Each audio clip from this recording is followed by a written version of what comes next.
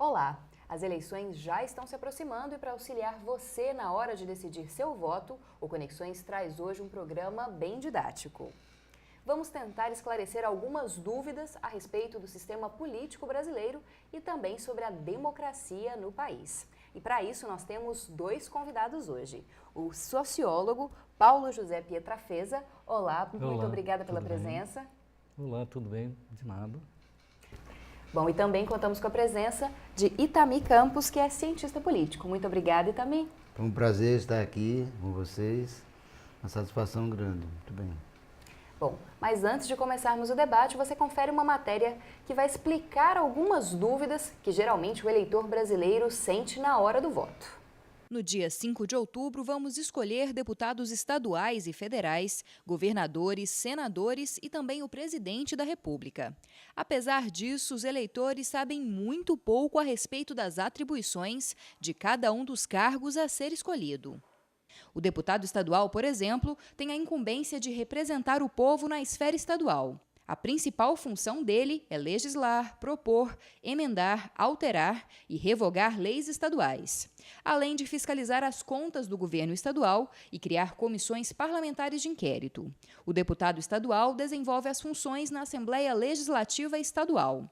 Para um candidato ser eleito, é considerada a votação do partido ou coligação de partidos, além da votação recebida por ele. O mandato do deputado estadual é de 4 anos, mas o candidato pode concorrer à reeleição diversas vezes, sem haver uma quantidade limitada de mandatos. Já o deputado federal é o representante do povo no Congresso Nacional. A principal função dele é elaborar leis, fiscalizar os atos do Poder Executivo e autorizar a instauração de processos contra o presidente e o vice-presidente. O mandato dos deputados federais é de 4 anos, não havendo limite para a reeleição. A quantidade de deputados é estabelecida no ano anterior às eleições, pois cada estado tem uma representação proporcional à população. O número mínimo é de 8 e o máximo de 70 deputados por estado, somando ao todo 513 deputados. O governador representa a autoridade máxima do Poder Executivo em um estado. Ele tem função básica de chefiar o Poder Executivo estadual, representar o estado nas relações jurídicas, políticas e administrativas, defendendo os interesses junto à presidência e buscando investimentos e obras federais. O mandato do governador é de 4 anos e é permitida a reeleição pelo mesmo período. Os senadores, por sua vez, representam os estados da federação no Senado Federal, que é a Câmara Alta do Congresso Nacional no Brasil. Eles representam os estados e não a população. A função deles é processar e julgar, presidente da República, vice-presidente e outros cargos, além de escolher ministros do Tribunal de Contas, presidente e diretores do Banco Central, procurador da República e vários outros cargos que a lei determinar. Atualmente, o Senado Federal possui 81 senadores, eleitos para mandatos de 8 anos. São renovados em uma eleição 1/3 e na eleição seguinte 2/3 das cadeiras. Todas as 27 unidades da federação possuem a mesma representatividade, com 3 senadores cada. Na República Presidencialista, o presidente é a autoridade máxima do Poder Executivo e da República, cabendo a ele as tarefas de chefe de Estado e de chefe do governo. O mandato do presidente é de 4 anos e é permitida a reeleição pelo mesmo período. Caso o presidente esteja ausente, quem assume o poder é o vice-presidente, seguido do presidente da Câmara dos Deputados, presidente do Senado e presidente do Supremo Tribunal Federal. Agora, começando com o debate, para começar, gostaria, professores, que os senhores nos explicassem um pouco, avaliassem, na verdade, a democracia do Brasil. Nós passamos hoje o maior período democrático desde da República. Como vocês percebem a democracia? Ela já é consolidada? A população já entendeu os mecanismos democráticos? Professor, também gostaria que o senhor começasse. Olha, na verdade, nós vivemos, de fato, um período de maior democratização no país. Democracia é um termo complicado, democratização. Porque democracia termina sendo um projeto político, um projeto social, um projeto de direitos. Quer dizer, então nós vivemos esse período desde 85, com o processo de redemocratização, com a Constituição de 88, que foi a expressão desse momento né, das dificuldades, dos problemas, das forças políticas daquele momento, que terminou trazendo perspectivas diferentes, né, que estavam vamos dizer, no contexto da ordem social brasileira e que se apresentaram interessantes, quer dizer, hoje nós estamos há mais de 25 anos desse processo, né, da Constituição, não digo nem de 85, da Constituição de 88, né? E isso foi muito importante porque os traumas vividos no pós-64 amadureceram de certo modo alguns que nós chamamos de forças políticas brasileiras, os atores principais do Brasil, para uma certa tolerância, para uma certa compreensão de uma ordem social diferenciada. Quer dizer, então os militares se profissionalizaram, quer dizer, saíram um pouco da cena. Isso foi uma decisão militar por volta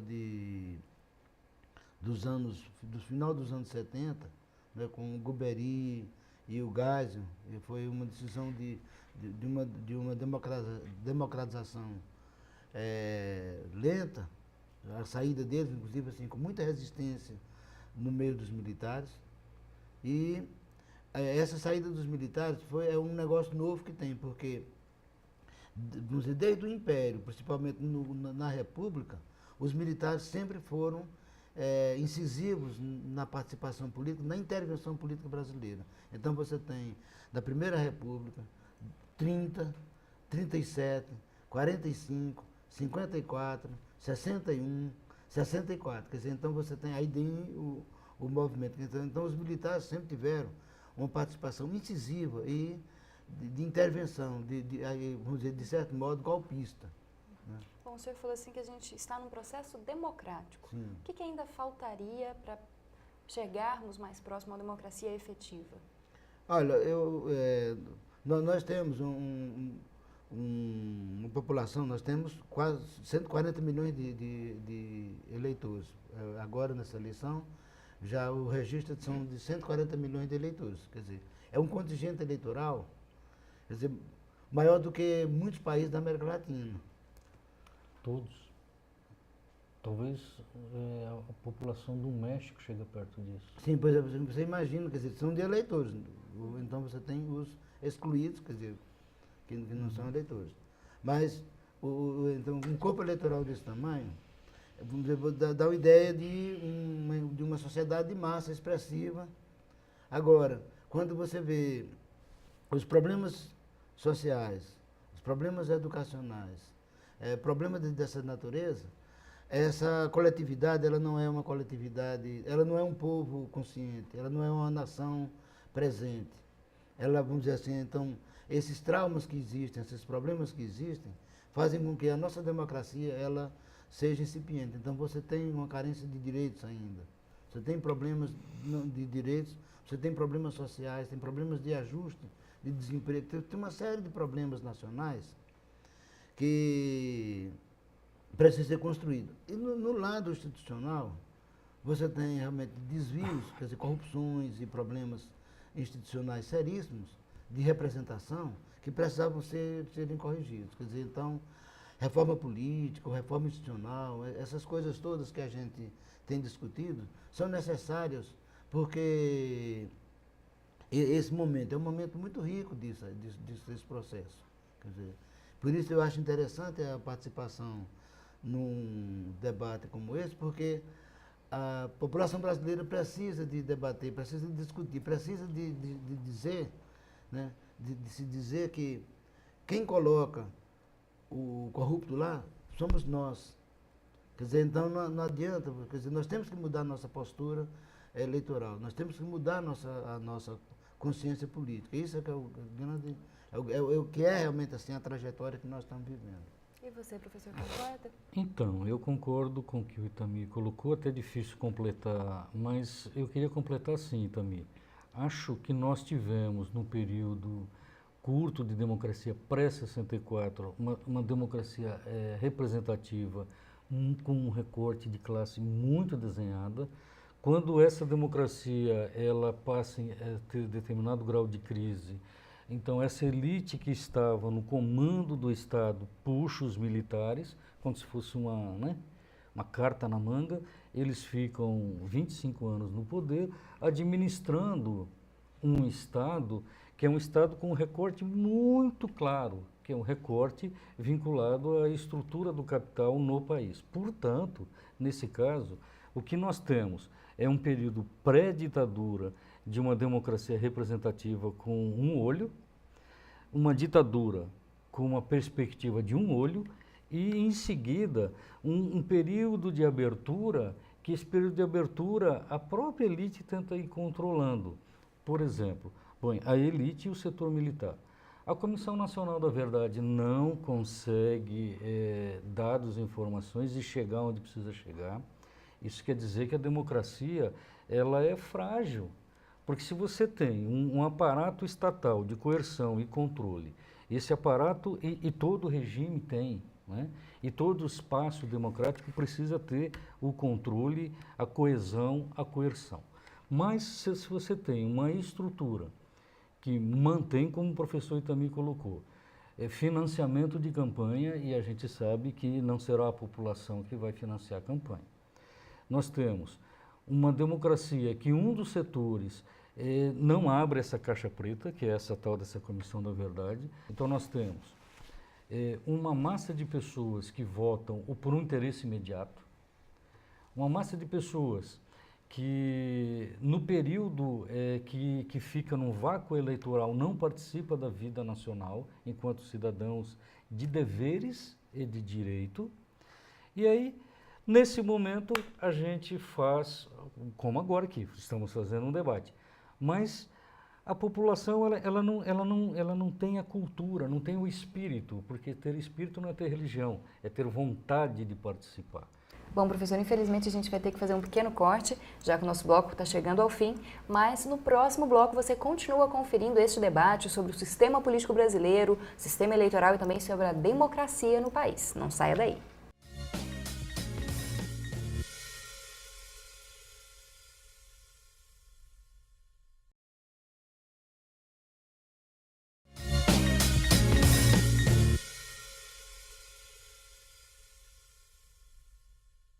Já estamos de volta com Conexões, que hoje fala sobre política. Nós estamos tentando esclarecer algumas questões referentes à democracia no Brasil, à participação política e também ao sistema eleitoral. E para isso nós contamos com a participação do cientista político Itami Campos. Muito obrigada de novo por estar presente. E também do sociólogo José Paulo Pietrafesa. Bom, e agora a gente continua o nosso debate. Professor, o senhor, eu tive que interromper o senhor no bloco passado, o senhor falava de participação política, que existe um vácuo muito grande, a população parece que só se lembra da política nos momentos de corrupção, lógico, ou quando tem que votar. Como é que isso funciona no Brasil? As pessoas, elas ainda não compreenderam muito bem esse sistema político, elas devem estar cobrando daquelas pessoas em que elas votaram, que elas devem também avaliar esses candidatos para na hora de escolher novamente um candidato, elas tenham melhor conhecimento daquilo? Como é que isso tem funcionado? Então, do ponto de vista institucional, o Brasil é um grande país. Do ponto de vista populacional, nós não temos nação. Então, nesse vácuo entre país e nação, se a gente pegar todos os períodos históricos, com ou sem a falta da democracia, nós temos falta de povo.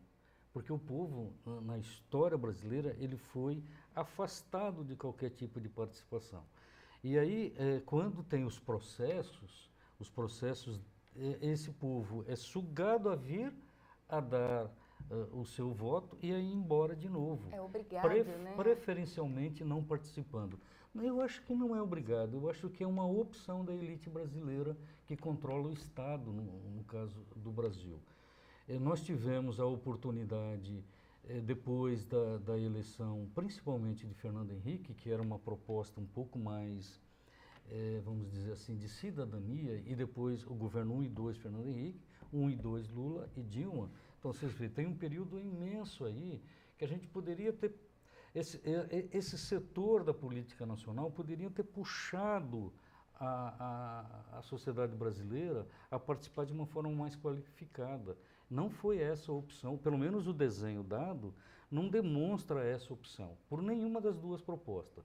O PSDB, ele tem hoje um desenho mais conservador do que quando assumiu a presidência da República, mas no período eles poderiam ter puxado uma participação e optou-se mais uma vez para a participação da elite no controle das instituições e a marginalização da participação popular.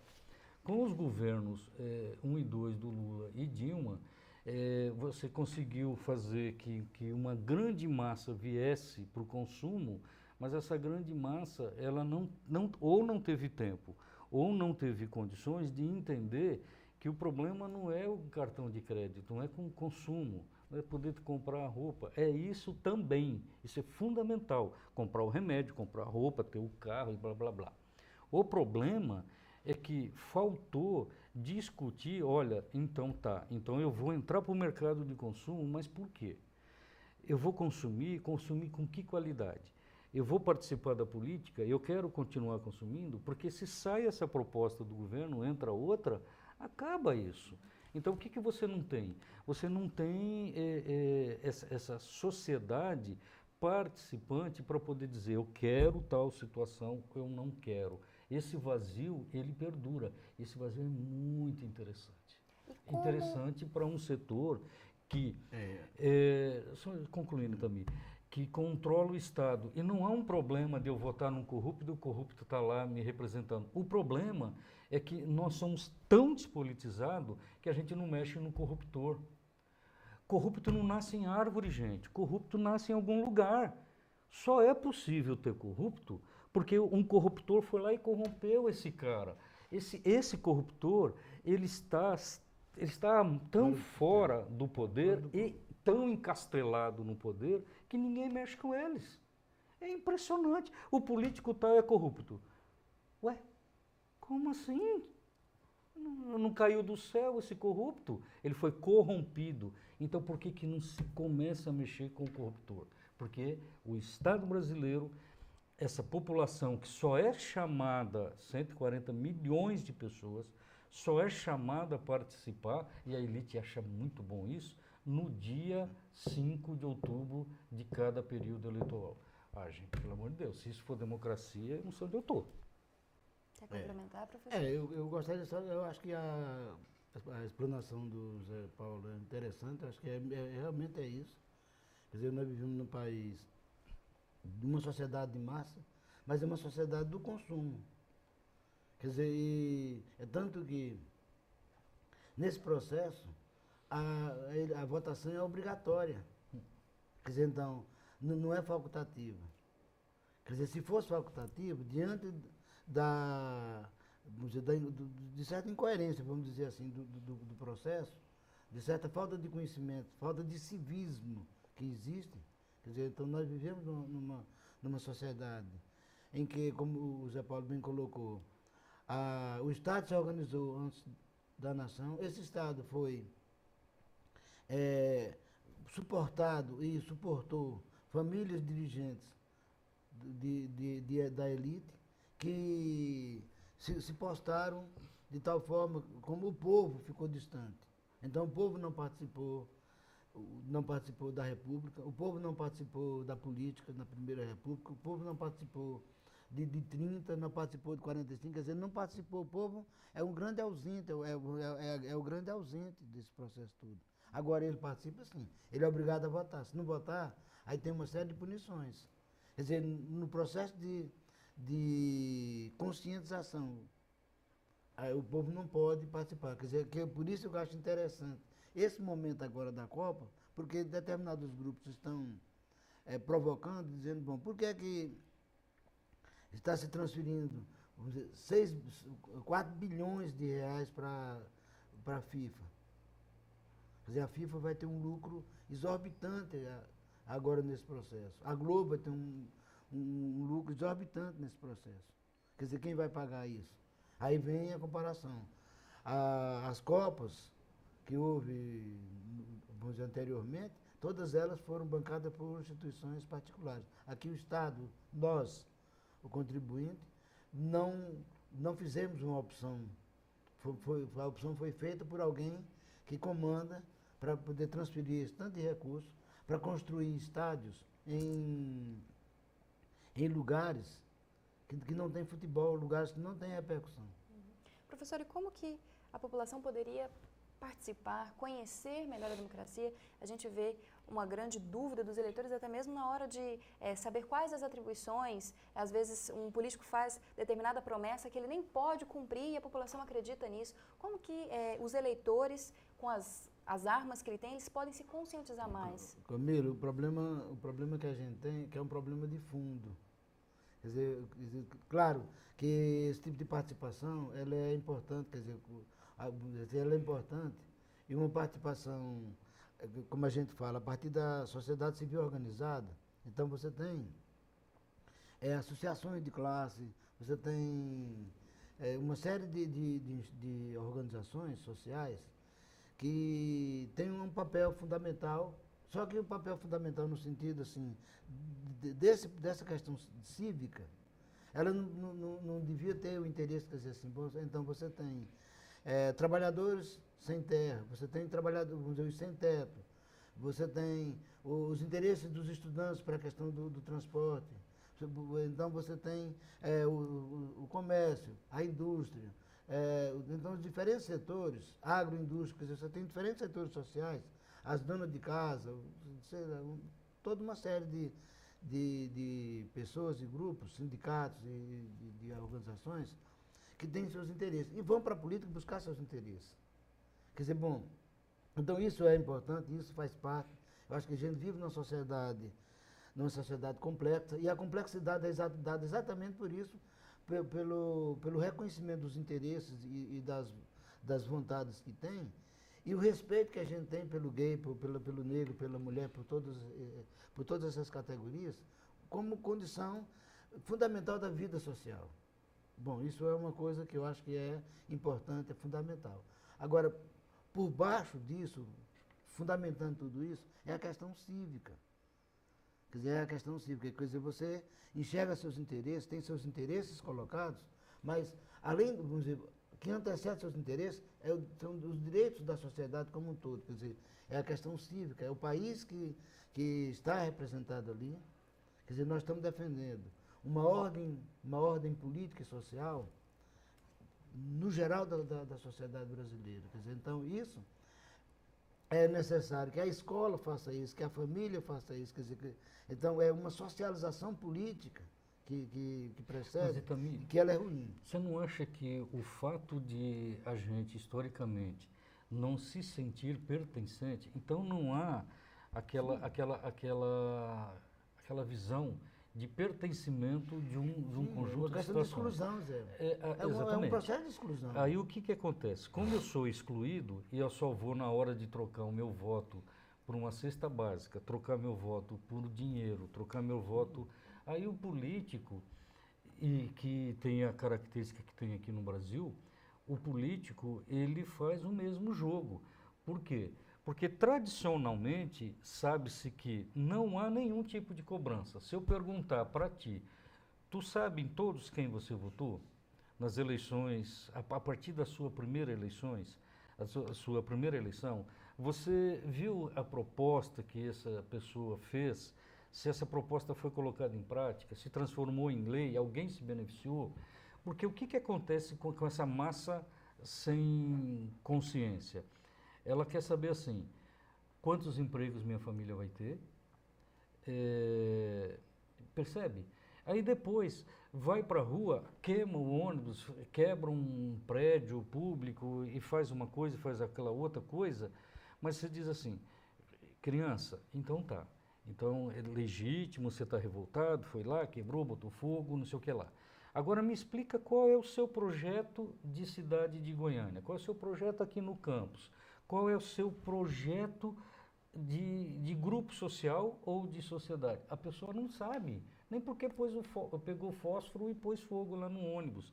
A desconexão, no caso brasileiro, é uma coisa tão gigantesca que não tem liga, não dá relação. Os partidos políticos cresceram, os partidos políticos puxaram uma parte da população para militar lá, mas dentro dessas agremiações a gente tem os donos. Os donos. Ele é oligarquizado. Oligarquizado. Todo oligarquizado. Então, são grupos que dominam, que fecham e que decidem se você vai ser representante ou não. Né? Aí a lei exige que tenha tantos por cento de mulheres.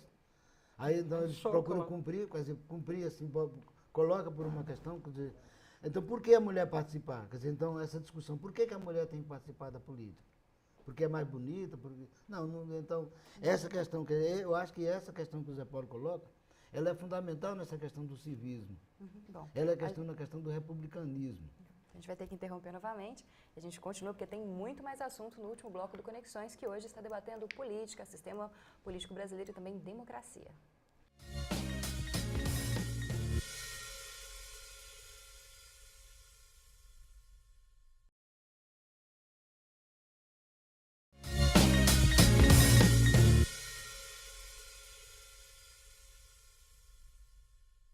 Esse é o último bloco do Conexões, que hoje discute vários temas a respeito da democracia brasileira e do sistema político no país. E para isso nós temos aqui como convidados o cientista político Itami Campos e também o sociólogo José Paulo Pietrafesa. Bom, para continuar, queria agora começar com o senhor. A gente falou um pouco a respeito desse vazio político, que as pessoas às vezes não participam, mas muitas também se sentem às vezes decepcionadas com a política brasileira, se sentem sem vontade até mesmo de votar. Cada vez mais é grande o número de pessoas que votam em branco ou votam nulo. Existe o sistema político brasileiro, ele acaba também parecendo um pouco confuso, milhares de partidos, vários partidos criados ao longo dos anos, que não têm uma definição ideológica muito consistente, que às vezes todos parecem a mesma coisa. Como é que o senhor analisa isso? O sistema político acaba causando essa decepção? Isso faz parte do jogo. Quer dizer, isso faz parte do jogo. É interessante você pensar o seguinte, que por que se criar mais de 30 partidos? Quer dizer, o que é que são esses partidos? Quer dizer, o que é que aí quando você pega a sopa de letrinha que formam, é confuso. Qual é a diferença? Quer dizer, qual é a diferença entre o PSDB, o PS e o PT? Qual é a diferença entre o PMDB, o PP e o PR? Quer dizer, o que é que há de diferença? Quer dizer, o que é que há de marcante para que tenha tanto partido, para que os partidos tenham... Quer dizer, então, veja bem, a ordem política precisa, claro, de diversidade. A diversidade é fundamental. Né? Você não tem um partido só, quer dizer, um regime de um partido só, de modo geral, são regimes autoritários, né? Ou regimes comunistas, ou regimes socialistas, ou, quer dizer, comunistas ou regimes fascistas, que tem um só partido, e quem está fora do partido está fora do sistema.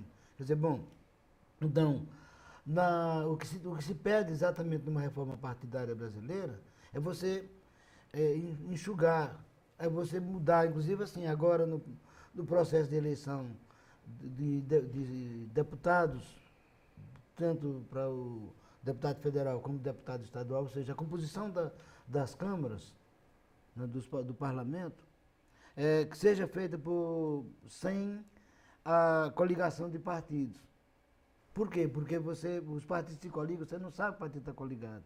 Aí eu sou um fulano de tendência mais progressista, voto num candidato, aí elejo um conservador. Eu sou um eleitor mais conservador, voto num candidato, elejo um progressista. Quer dizer, eu elejo um inimigo meu. Quer dizer, então isso, quer dizer, esse quadro precisa ser reformado, ser alterado. Quer dizer, nós precisamos mexer na representação, na forma de representação da sociedade. Agora, não quer dizer que pode ter 32 partidos e não ser uma democracia, ou ser uma coisa muito problemática, por isso que está falando, ou pode ser um partido e ter muito mais participação popular. Então, eu acho que o problema, ele não está na quantidade. Sim. Pode ter 120 não partidos. Na quantidade. O Está problema... na forma como como essa quantidade se estabelece, quer dizer, como Mas no o caso conteúdo brasileiro, se estabelece, quer dizer, como quer dizer, o que representa o PMDB. Quer dizer, por que o PMDB foi coligado com o PSDB, agora está coligado com o PT? Quer dizer, por quê? Quer dizer, essas questões é que são fundamentais. Veja, o modelo americano é um modelo muito semelhante a partido único, porque é muito claro a ideologia do Partido Republicano, que é exatamente a mesma do Partido Democrático. E há quantos anos eles estão lá? E a gente não pode dizer, só porque são dois partidos, que lá se assemelhou aos socialistas ou aos nazistas. Mas, se você for colocar num quadro de conceituação teórica, a gente pode dizer tem um problema naquela democracia planetária Estados Unidos, porque aquilo lá é partido único.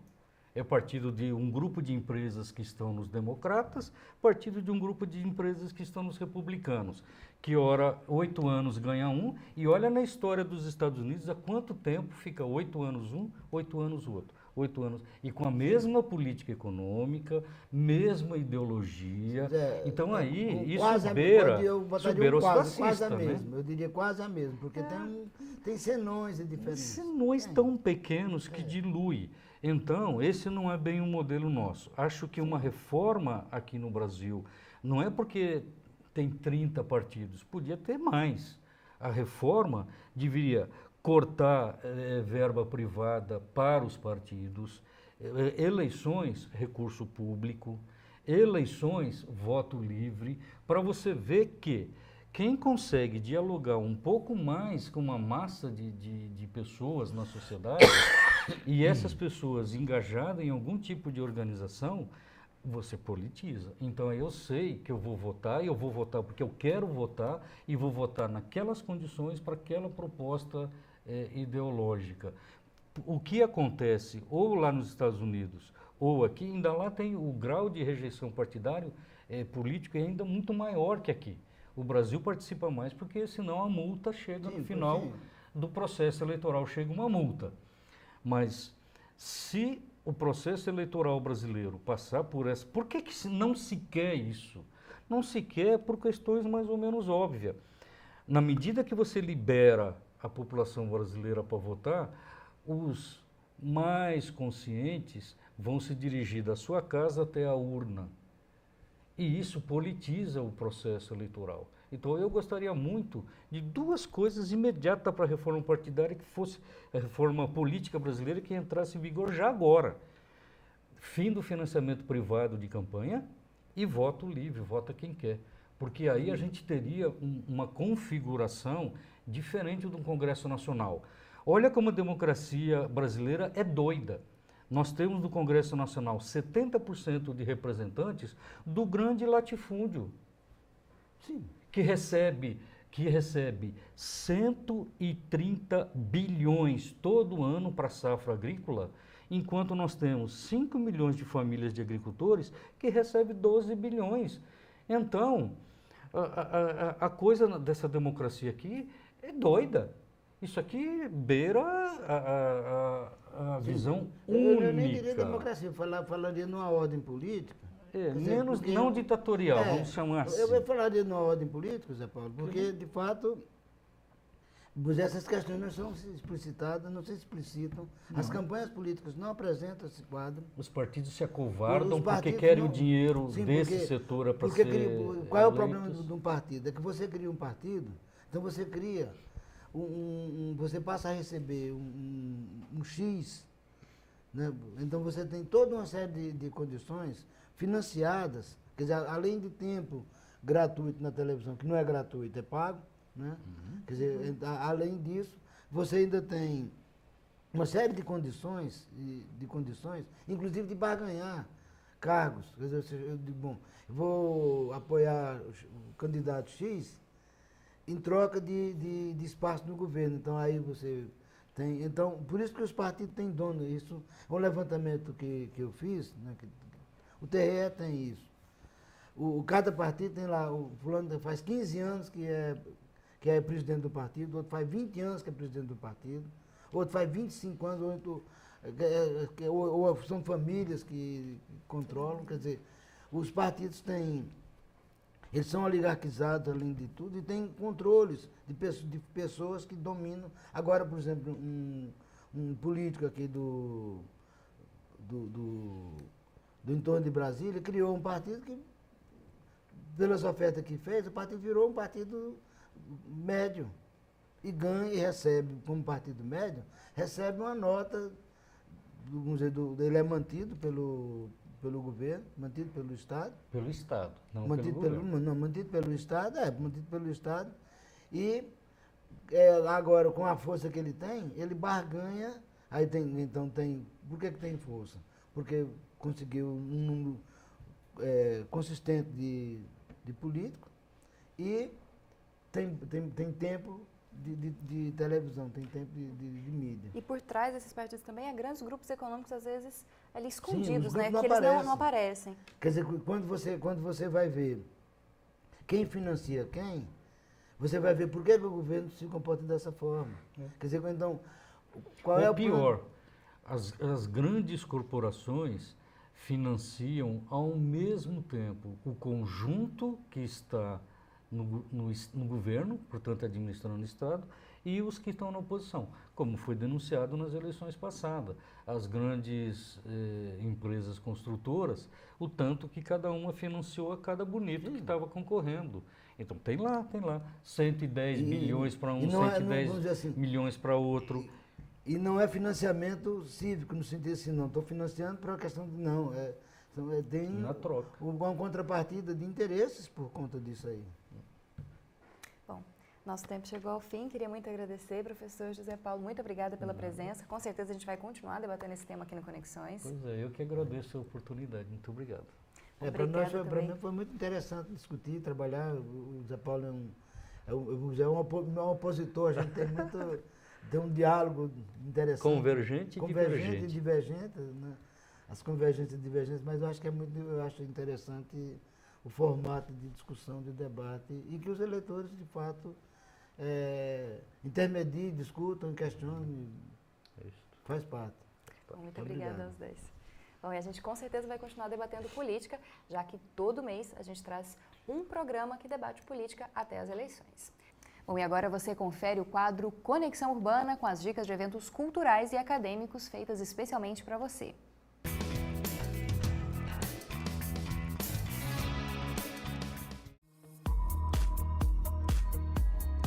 O Museu de Arte Contemporânea de Goiás tem 2 exposições abertas até o mês de julho. São 2 exposições simultâneas: Totalitário, do artista plástico Pitágoras, e Aurora Technicolor, do artista plástico R. Godard. O horário de visitação é de terça a domingo, das 10 horas da manhã às 4 horas da tarde. O Museu de Arte Contemporânea fica no Centro Cultural Oscar Niemeyer. A Universidade Federal de Goiás oferece mais de 1.400 vagas de especialização em diversas áreas. Os cursos são gratuitos e os interessados têm até o dia 8 de junho para se inscrever. Para acessar o edital, o projeto pedagógico original e os links de inscrição, basta visitar o site ciar/UFG. A Bolsa de Publicações Hugo de Carvalho Ramos recebe inscrições para os gêneros ficção e poesia até o dia 16 de junho. A bolsa, que é promovida pela União Brasileira de Escritores Seção Goiás e patrocinada pela Secretaria Municipal de Cultura, tem a finalidade de descobrir obras inéditas de autores goianos. As obras escolhidas vão receber uma premiação de 20 salários mínimos. Os interessados devem enviar os seus trabalhos para a sede da UBEGO, das 8h30 às 11h30 da manhã e das 2 horas da tarde às 5h30 da tarde, pagando uma taxa de inscrição no valor de R$ 50 por trabalho. O concorrente poderá participar com mais de um trabalho por modalidade. Confira o regulamento completo no site da UBE. O Conexões de hoje chega ao fim. Se você quiser participar dos próximos debates, é só enviar sugestões de pauta, perguntas ou críticas para o e-mail ou então para as redes sociais. Você também pode assistir a todos os programas que já foram produzidos no blog do Conexões. Bom, eu te espero no próximo sábado às 5h30 da tarde. Os horários alternativos são no domingo às 9h15 da noite e na segunda-feira às 8h15 da noite. Uma ótima semana para você!